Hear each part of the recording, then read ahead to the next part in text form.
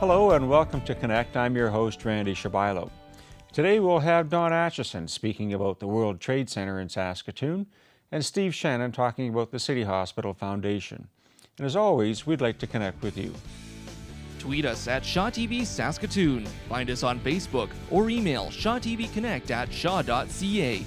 You can also watch previous interviews on Shaw TV's YouTube channel at youtube.com/ShawTV Saskatoon. Saskatoon once again continues to lead on the economic and development side of things, and the World Trade Center Saskatoon has been announced. I've asked Don Atchison to come and give us some background about that. And Don, thank you for making time for us today. Well, Randy, it's great to be with you. I want to just clarify one thing with the World Trade Center. I was at the announcement, and I have to admit that I thought that the World Trade Center was a building in New York, and that was the extent of it. What you shared with us that particular day was a really mind-bending experience for me in terms of the scope of what this means. Can you share a little bit more about what the World Trade Center is? Absolutely. World Trade Centers, first of all, is not just New York. It's not Twin Towers. World Trade Centers is about world trade, and there are 325 cities around the world in approximately 89 countries that in fact all share the common purpose of doing more trade together. And that's the whole idea and the premise behind it, working together to create more economy, to create better communities, and to make it just better for everyone in general around the world. And so that's what we've been doing. And it's been absolutely a wonderful experience already to meet different people from all over the world. They're so excited about their communities, just like we are here in Saskatoon.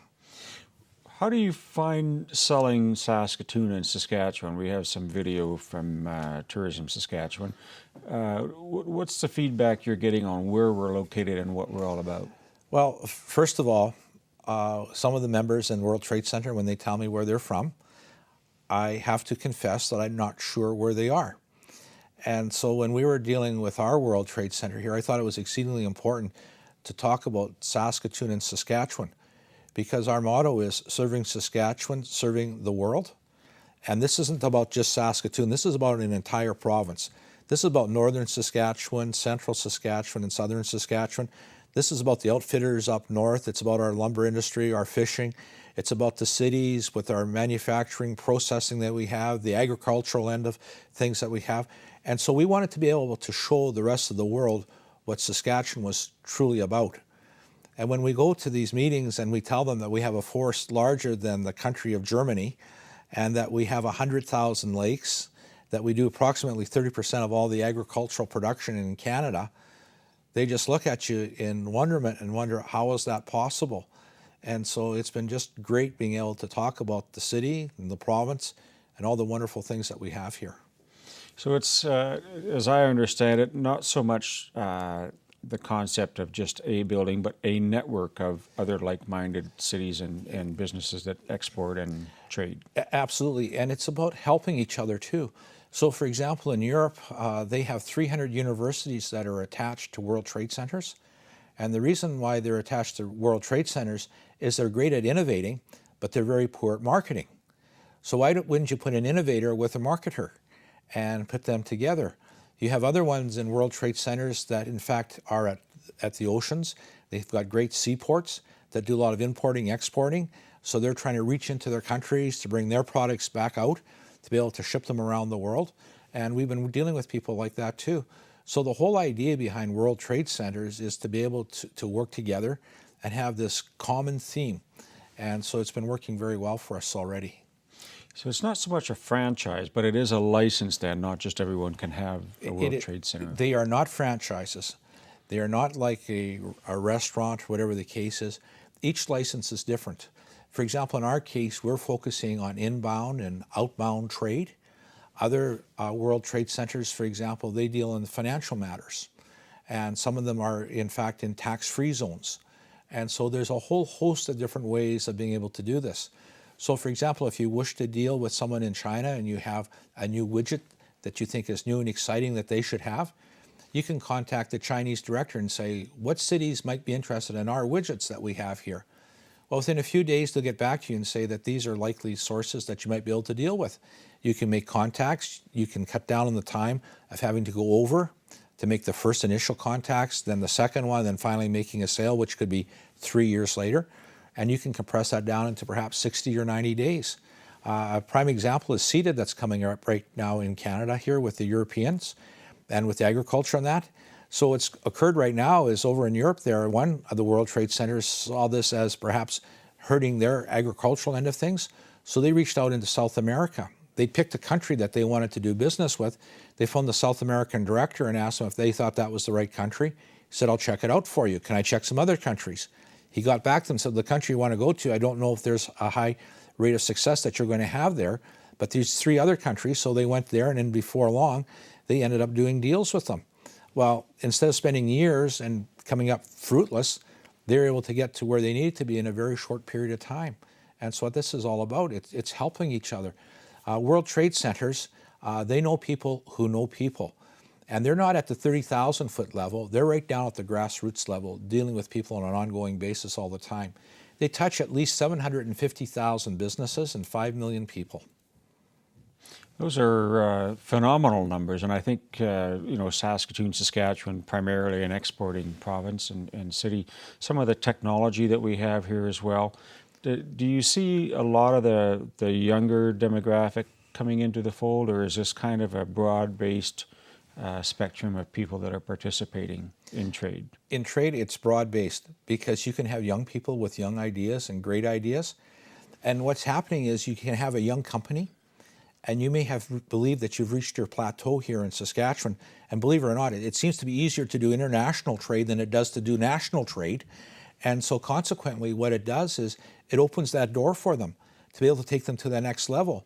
The World Trade Center, for a lot of those smaller companies, it's almost an extension of having a sales force out there that's able to, in fact, do the recruiting for you, to tell you what information is out there that you're able to decipher and, in fact, be able to make those trips and, in fact, find potential customers for your business.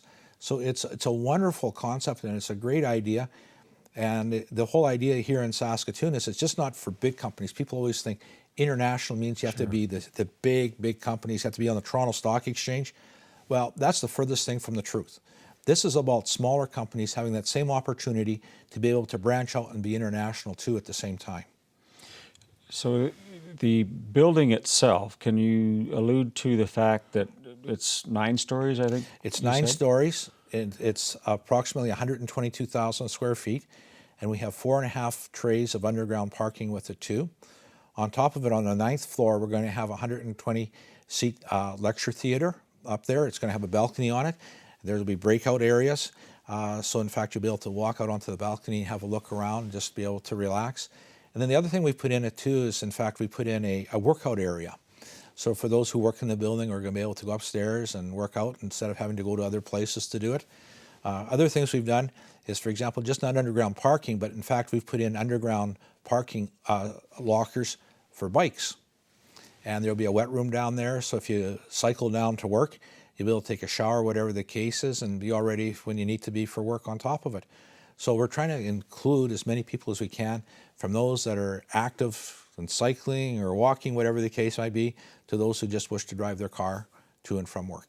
I think with the location on 3rd Avenue and 22nd Street. That's correct. With the proposed bus rapid transit system out 22nd and through to college and everything like that, it's very well situated, for not just employees, but anyone wanting access to get there.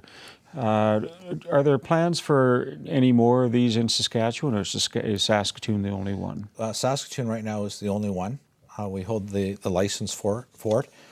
We have the first right of refusals to Regina as well, and that would be it.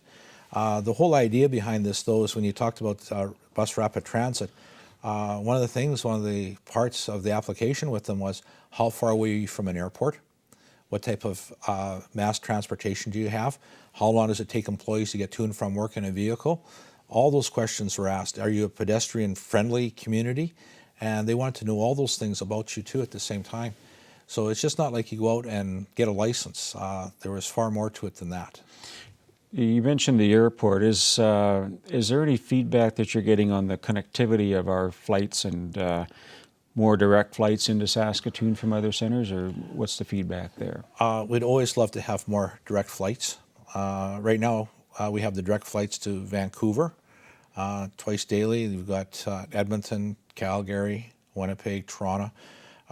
So at this time, on the international side, our only connection right now is Minneapolis with Delta. But again, as we continue to expand the World Trade Center here and as we get more and more people coming all the time, it certainly helps us to extend that marketplace. It's quite interesting, even in Calgary, when you talk about international trade, one of the flights that they had put on eventually was a flight that went from Japan to Calgary to Toronto. And I could see things like that perhaps occurring into the future for the city of Saskatoon. But one thing I know for sure, that if we don't increase our international trade and we don't continue to have more and more people flying, there would be no reason for airlines to want to come to Saskatoon.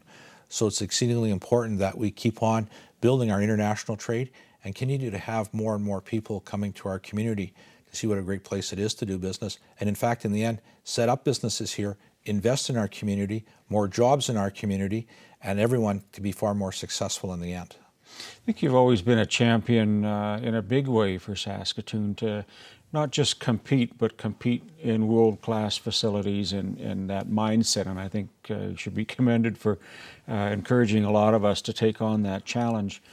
What can you tell us, just to close out, with regards to the construction of the building? A lot of people say, well, you know, until I see a shovel in the ground or until I see a crane going up, is this real or is it just talk? Yeah. Well, you know, Randy, I've heard that an awful lot.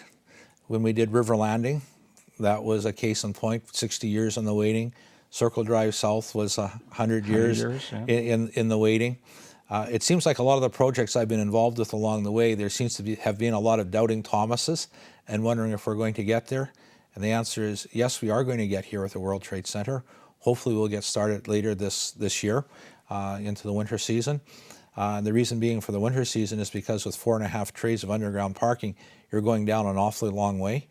And we just want to make sure that when we get there that we're not going to hit water. It wouldn't be so bad if we hit oil or gold, but not water at this time. So we certainly plan on that in the end, being in the ground and getting this building built in Saskatoon for a lot of businesses. And it's just not for Saskatoon. This building's about Saskatchewan. And this is giving us a new look to the rest of the world and giving us an opportunity to succeed.